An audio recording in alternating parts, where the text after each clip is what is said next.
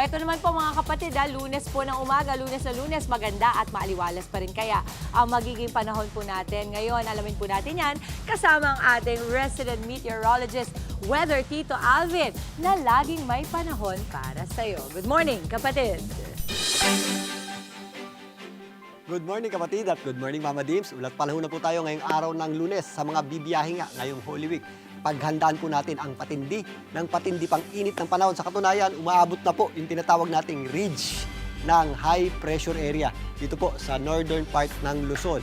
Kung ang low pressure area po ay nagdudulot ng masamang panahon at maulang panahon, ang high pressure area naman ang nagdudulot ng may kainitang panahon at napakababang tsansa ng pag-ulan. Kapag ganito pong panahon ng tag-init o yung ating tinatawag ng dry season, aktibo yung tinatawag nating high pressure area dito po sa North Pacific area na kung saan yung kanyang ridge ay minsan umaabot sa atin. Yan nga po ang nagdudulot ng mas mainit na panahon sa ating bansa kung saan po siya nakaka-apekto. Samantalang yung ating easterlies ay nagdudulot din po ng mainit at malinsahang panahon sa natitirang bahagi po ng ating bansa. Kaya nga sa mga bibiyahe dito po sa area ng Mindanao, wala naman tayong inaasahang malawakang pag-ulan maliban lang sa mga localized o yung ating mga afternoon showers at thunderstorms. Paghandaan din po natin yan.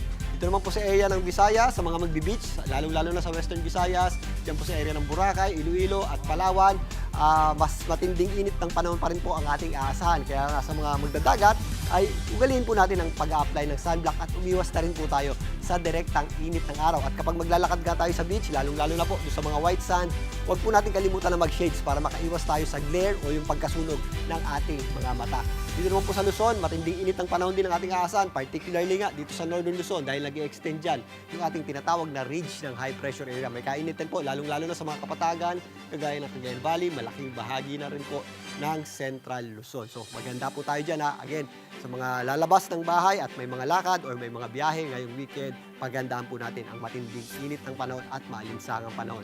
Dulot nga nitong ating easterlies at itong ating ridge ng high pressure area. Dito sa Metro Manila, magpapatuloy din po ang aliwalas na panahon at matinding init ng panahon din ang ating aasahan, lalong-lalo na sa tanghali. Pagsapit ng hapon, nagiging maulap po yung ating panahon.